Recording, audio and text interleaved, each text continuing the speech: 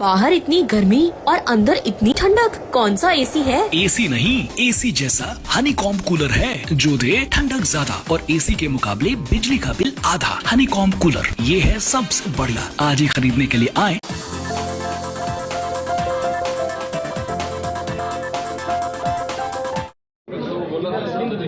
एक बार ना दो जी, ना दो फोन पे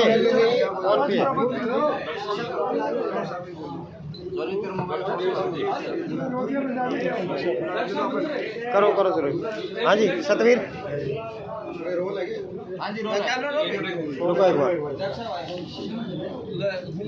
हाँ मिल गया।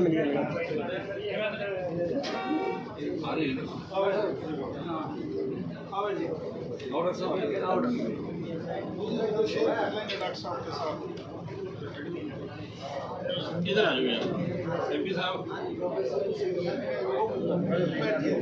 संजय साहब आ जाओ, इधर आ जाओ।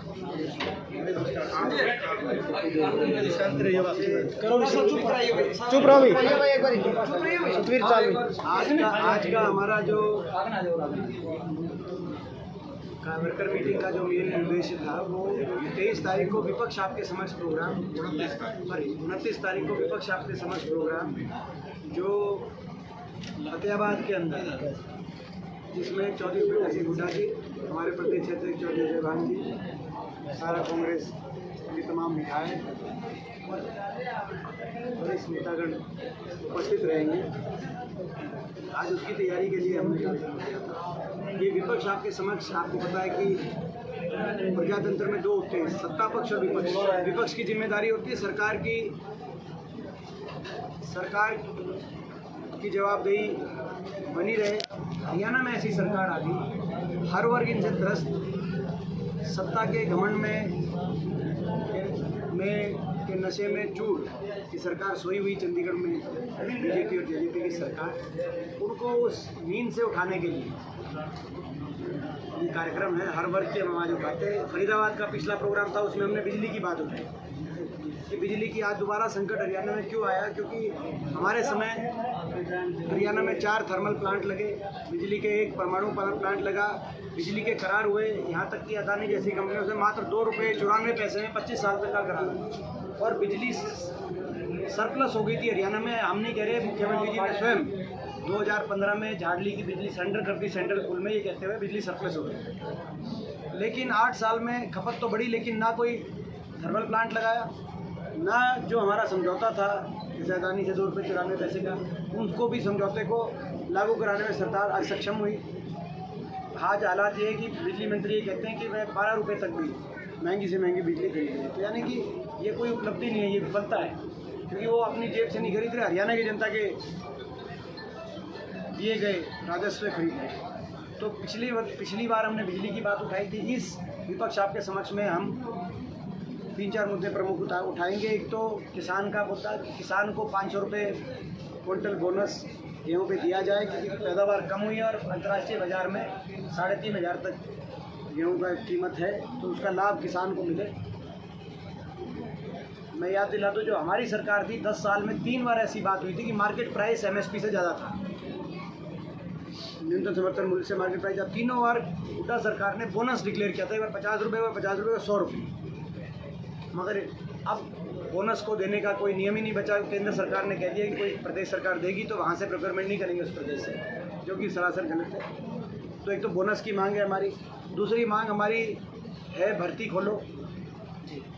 आज नौजवान सबसे देश में ज़्यादा बेरोजगारी से त्रस्त, ना फौज की भर्ती 3 साल से नहीं हुई, जो मेरे जवाब में राजनाथ सिंह जी ने जो संसद में जो जवाब दिया था मेरे प्रश्न पे, 3 साल से भर्ती नहीं हुई, और 1,40,000 पद वैकेंट हैं फौज की। इसी तरीके से हरियाणा सरकार में शिक्षकों के, कांस्टेबलों के हज़ारों पद वैकेंट हैं, भर्ती हो नहीं रही। जब होती है तो घोटाले हो जाते हैं, कहीं पेपर लीक घोटाला, कहीं भर्ती घोटाला, HPSC स्कैम, SSC स्कैम। तो भर्ती खोलो, बोनस दो, भर्ती खोलो। और तीसरी हमारी मांग है, जो हम प्रमुखता से उठाएंगे विपक्ष आपके समक्ष कार्यक्रम में, कि जो 100 गज के प्लॉट की स्कीम हमारे समय जो शुरू हुई थी, जिसकी वजह से 4 लाख परिवारों को 100 गज के प्लॉट का लाभान्वित हुए थे, और हर गांव में एक महात्मा गांधी बस्ती के रूप में एक कॉलोनी डेवलप करने का लक्ष्य था।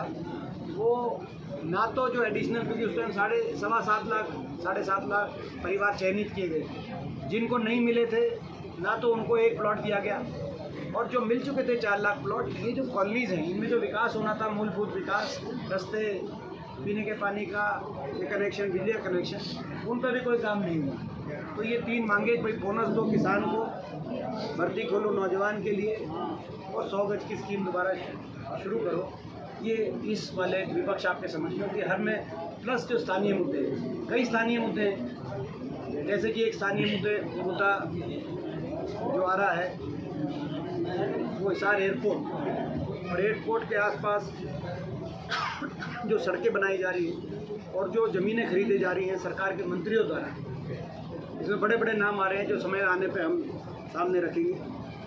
एक लूट खसूट और भ्रष्टाचार के रूप में ऐसा दिखाई देता है। जेजेपी और बीजेपी दोनों के सबसे सर्वोच्च और वरिष्ठ मंत्री शामिल ऐसे दिखाई दे रहे हैं। तो वो सारी बात और ना हम स्थानीय मुद्दों को भी उठाने का काम करें। तो ये हमने इसको भी हम अपनी सफलता मानते हैं कि जब हमने प्रोग्राम रखा उसने, और हर विपक्ष आपके समक्ष में किस तरीके से, जिस जोश में, आपने फरीदाबाद का देखा होगा, आपने कुरुक्षेत्र का देखा होगा, जिस जोश और जिस जनसमूह से लोग आ रहे हैं, उससे सरकार की नींद तो उड़ी मगर उनको मजबूर होना पड़ा, उन्होंने भी अपने प्रोग्राम दोनों ने रखे। ये प्रजातंत्र में जनता की जीत मानी जाएगी। ये हम इसे अपनी समय संतुष्टि है विपक्ष में, मगर जनता की जीत है। दोनों सरकारी रैलियों से भारी जनता की रैली फतेहाबाद में आपको दिखाई देगी, ये हमारा विश्वास है। ओम प्रकाश चौटाला को आज से अधिक संपत्ति में गिल्टी होल्डर दिया गया। अजय सिंह चौटाला का आज ये कहना है कि ये सब कांग्रेस की गवर्नमेंट के चलते हुआ और एक प्लान के तहत इनको गिल्टी होल्ड करवाया गया। देखिए, मैं क्योंकि न्यायपालिका का फैसला आया है उस विषय पे, और चौटाला साहब क्योंकि एक बहुत ही वयोवृद्ध प्रदेश के हमारे मुख्यमंत्री, आपका पूर्व मुख्यमंत्री रहे हैं, उनके विषय में मैं नहीं कुछ कहूँगा। लेकिन अजय सिंह जी और अभय सिंह जी और जो चौटाला परिवार है, उनको ये आत्ममंथन करना चाहिए कि उनकी हर प्रेस स्टेटमेंट और हर उनकी राजनीतिक बयान हुड्डा साहब से शुरू होकर और दीपेंद्र तक क्यों समाप्त होता है, कहीं इसी वजह से उनकी पार्टियां समाप्त नहीं होगी। क्योंकि विरोध करना चाहिए था जिस सरकार ने हरियाणा का दमन किया, विरोध करना चाहिए था बीजेपी का। जिस सरकार ने हरियाणा के लोगों को हर वर्ग को त्रस्त करने का काम किया, लेकिन वो लगातार केवल उनके निशाने पे हुड्डा साहब रहते हैं। तो ये हर बात में जो विरोध करने की जो उनकी नीति रही है, उसमें उनको मंथन करना चाहिए।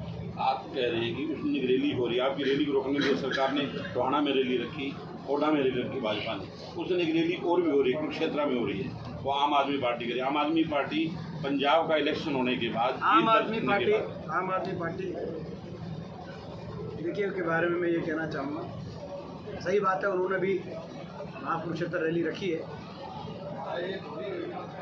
हर प्रदेश की अपनी परिस्थिति रहती है और उसके अनुसार हर प्रदेश के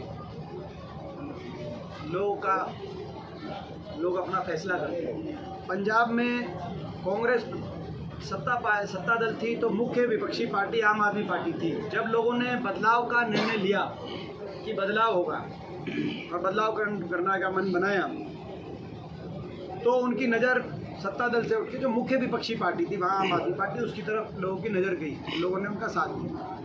यही आम आदमी पार्टी, इसने 70 कैंडिडेट उत्तराखंड में भी उतारे थे, लेकिन 70 की जमानत जब्त हुई। और जो उनके मुख्यमंत्री के उम्मीदवार थे कर्नल कोठियाल, उन्होंने कैसे आरोप लगा के आम आदमी पार्टी से परसों त्याग पत्र दिया है, वो आप उनके स्टेटमेंट में आप पढ़ सकते हैं। उसी आम आदमी पार्टी ने उत्तर प्रदेश में भी, उत्तराखंड में भी और उत्तर प्रदेश में भी 400 सीटों पे अपने उम्मीदवार उतारे थे। हर उम्मीदवार की जमानत जब्त हुई, ये कोई खबर नहीं है। लेकिन एक नोएडा नामक एक सीट है, जो नोएडा आप भी जानते हैं, दिल्ली जाते हैं, दिल्ली 3 तरफ नोएडा के पड़ती है। और इसी बात को लेकर कई विधायकों मंत्रियों की आम आदमी पार्टी की ड्यूटी लगी। केजरीवाल जी ने रोड शो निकाला नोएडा में और दिल्ली मॉडल का कहा और सारी बातें कही, लेकिन उसी नोएडा जो 6 लाख मतदाताओं की देश की सबसे बड़ी मतदाताओं के आधार पर विधानसभा सीट है, वहाँ जब नतीजा आया तो आम आदमी पार्टी के मात्र 1200 कैंडिडेट के वोट आए। केजरीवाल जी ने काफ़ी रोड शो वगैरह। कारण ये था कि उत्तर प्रदेश में मुकाबला सपा और भाजपा में था और पंजाब में मुकाबला कांग्रेस और आम आदमी में था।